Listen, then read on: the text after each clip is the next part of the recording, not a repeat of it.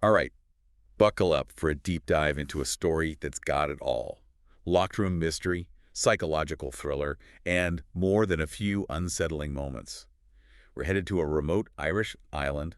Picture this, destination wedding. But it goes very, very wrong. It's like, Agatha Christie meets and then there were none. But with like a modern twist, modern anxieties and a whole lot of secrets. Yeah, the book is The Guest List. And the author, she jumps between different points of view, the Yeah. characters, and between the wedding night itself and then all the events that lead up to it. Yeah. And it's like every time you switch, you get another piece of the puzzle. Exactly. Like you think you're getting a grasp on things and then boom, another perspective. Exactly. You're like, wait, what? So, okay, first things first, let's talk about this setting. Cormorant Island.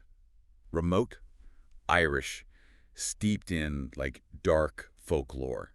Adds a whole other layer to the story, don't you think? Oh, for sure. The isolation, the folklore, it all just ramps up the tension. It's almost like the island itself is another character. You know what I mean? Like pressing in on everybody. Yeah. It's got this, like, presence.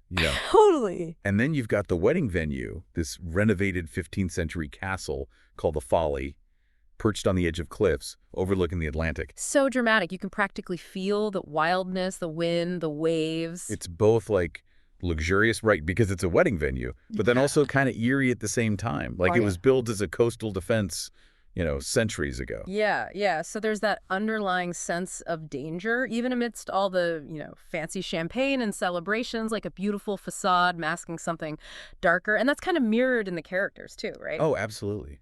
Okay, so let's start characters. First up, Jules the bride. Yeah. Ambitious, stylish, seems like she's got it all right. Totally. Picture perfect life. But you start to get the feeling that maybe, just maybe, she's hiding something. Like things might not be as perfect as they seem. Right.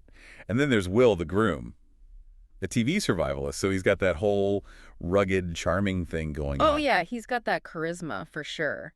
But there are these hints about his past, right? Like something happened at this prestigious boarding school he went to, and a student died under mysterious circumstances. Makes you wonder, doesn't it? Like, how much do we really know about Will? What's he hiding? Exactly. Okay, and then there's this note, a mysterious note warning Jules about Will. Like, straight up telling her not to marry him. I mean, that's got to set the stage for a weekend of suspicion and tension, right? Oh, for sure. It's like instantly you're like, who sent it? What do they know? The mystery starts right there. And the other guests, they're not exactly innocent bystanders either, right? Yeah. Each one has their own secrets, their own baggage, and their own complicated relationships with the happy couple. Yeah, it's like this tangled web of connections and hidden motives. You start to realize that everyone's got something to hide. Like Jono, the best man. He's Will's old friend, but there's this, like, resentment there. You can tell there's a backstory, and it's not a pretty one. Oh, yeah. Jono's got that whole brooding, troubled vibe going on. And as the story unfolds, you get these glimpses into their past, these hazing rituals at that boarding school, which were, let's just say, brutal. Yeah, and you start to wonder, could these rituals have something to do with the student's death? Are we going to find out what really happened all those years ago? Right. The past is definitely not staying buried. Okay, and then there's Hannah. She's a +1. There with her husband, Charlie, who's one of the ushers. And she's kind of an outsider to this whole world of wealth and privilege, and she starts picking up on things, seeing things that make her super uncomfortable. Yeah, she's kind of like our eyes and ears into this whole crazy situation. She's observing everything from the outside, and she starts to realize that something is definitely off. Like she sees something during Will's stag do that's just really unsettling. Yeah, and then there's Olivia, Jules' half-sister. She's got this quiet intensity about her, and you just know there's more to her story than meets the eye. Oh, yeah. Olivia's a fascinating character. There's definitely some unspoken history between her and Will, some tension that you can just feel. Right, like what happened between them? What secrets are they keeping? Exactly. And then you've got Aoife, the wedding planner. Super composed, super efficient. Like she's got everything under control. But she's also connected to the island and its folklore in a way that makes you wonder, what does she know? Yeah, she's almost like a gatekeeper to the island's secrets. And those secrets, they're pretty creepy. Yeah, the local legends, the Viking raids, the ghosts, the recurring symbol of the cormorant, which is this bird associated with bad luck, even evil. And it's like the author is weaving this tapestry of like foreboding. It's like the island itself is a character, it's Yeah. got this dark energy, this sense of dread that just hangs over everything. And then there's that whole thing with the seaweed in Jules and Will's bed. Oh, yeah, that was creepy. Like a little reminder of those hazing rituals from Will's school days. The past is definitely not staying in the past on this island. Not at all. It's like the island itself is bringing all these secrets to the surface. And the wedding night, that's just the beginning. As the night goes on, the tension just keeps ratcheting up. Like something bad is going to happen, but you don't know what or when or who's going to be involved. That's a total page turner. You can't put it down. You just want to know who's going to snap first and what secrets are going to come out. And that's what we'll be diving into next time. I can't wait. But before we get to all that, I think it's worth talking a bit more about the whole idea of isolation. Because it's not just the setting here, right? It's almost like a force that shapes the characters and their actions. Oh, definitely. Like, think about it. You've got all these people trapped on this island with their secrets and their lies. There's no escape. Right. The island is like a pressure cooker, and things are about to boil over. Exactly. And that's what makes this story so compelling. You can't help but wonder, how far will these people go to protect themselves? And who will survive the night? So many questions. But we'll have to save those for next time. Until then, happy reading. Okay, so we left off with this whole idea of the island as like a pressure cooker, and things are definitely starting to heat up, right? Oh, yeah. Secrets are bubbling to the surface, relationships are strained, the whole wedding is teetering on the edge of disaster. Right. And one of the biggest bombshells, we find out that Jules, the perfect bride, her whole perfect wedding, it's all financed by a loan. A loan her own father secured. Can you believe that? It's a blow to her pride, for sure, Right. especially because she's built this whole image around being successful, independent. Totally. Like her world is falling apart and she's trying to hold it all together. Yeah, and her reaction is pretty explosive. Like, she's smashing things, lashing out at anyone who gets in her way. It's like the pressure is getting to her. Yeah, it's like all that carefully crafted control. It's just slipping away. And then there's Olivia. We learn that she and Will, they had a romantic relationship in the past, like before he met Jules. Talk about complicated. Seriously. And it explains so much about their dynamic, like the way they look at each other, the tension that's always there. Yeah, it's like they're both walking on eggshells, afraid of what might happen if their past comes out. And during the reception, Olivia ends up wandering off near the cliffs. It's a storm. She's distraught. It's pretty intense. Oh, yeah. That whole scene is just like heavy with unspoken words and shared secrets. But totally. It's like they're both holding back, but you can feel the history between them. And then, of course, you've got Jono. He's on a mission, right? He wants to expose Will no matter the cost. It's like he's so consumed by this resentment, this anger, he's got to let it out. Yeah, and he chooses the worst possible moment, his best man speech. Yeah. He brings up this humiliating incident from their past, and he just keeps hinting at something darker, something they did at school, some secret they've been keeping all these years. Yeah. And the atmosphere at the wedding just becomes electric. Like, everyone's on edge, waiting for the other shoe to drop. And then, boom, the power goes out. Again. But this time, it's not an accident. Oh, no. Somebody sabotaged the generator, plunges the whole castle into darkness. Talk about a mood shift. It's like the perfect setup for a thriller, right? Like, the darkness, it just creates this sense of vulnerability, this fear, and it's like anything could happen. Right. It's like now the secrets can really come out and, the confrontations, they're going to be even more intense. And amidst all this chaos, we see these little moments where the guests' true natures are, like, revealed.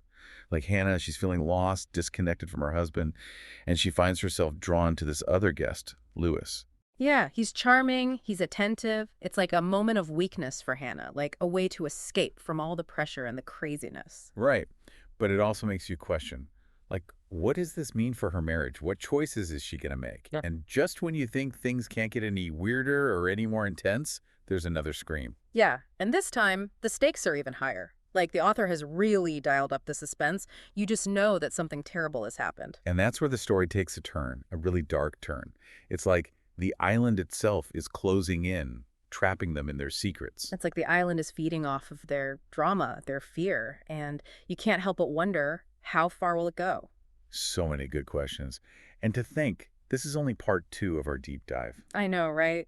There's so much more to unpack, so many twists and turns still to come. And we will next time. But until then, keep those pages turning.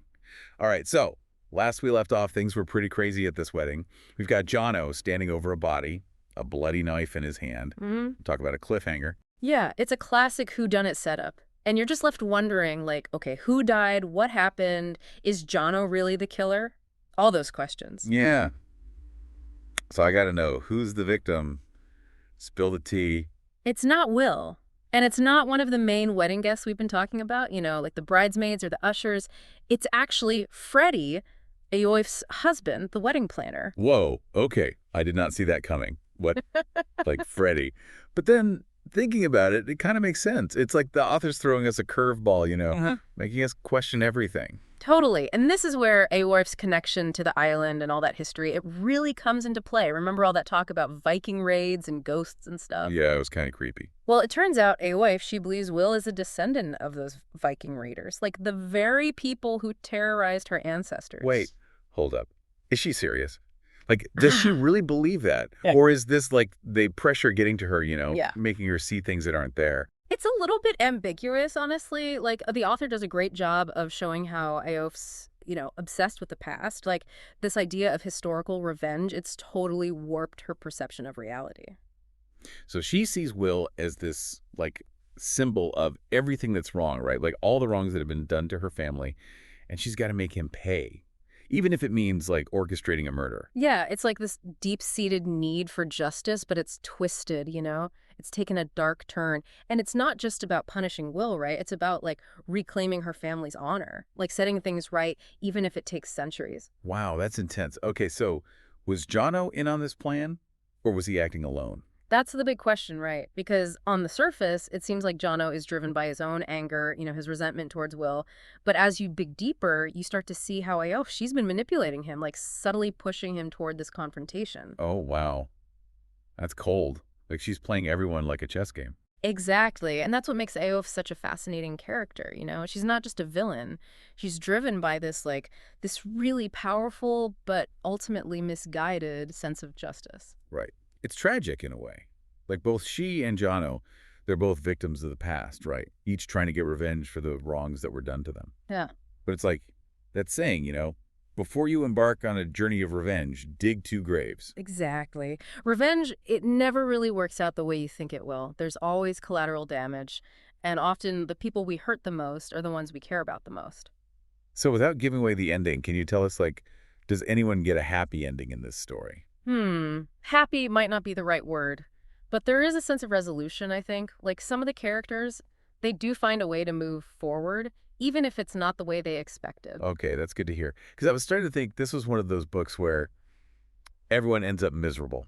No, no, no. It's not totally bleak. It's more like the author leaves us with this glimmer of hope.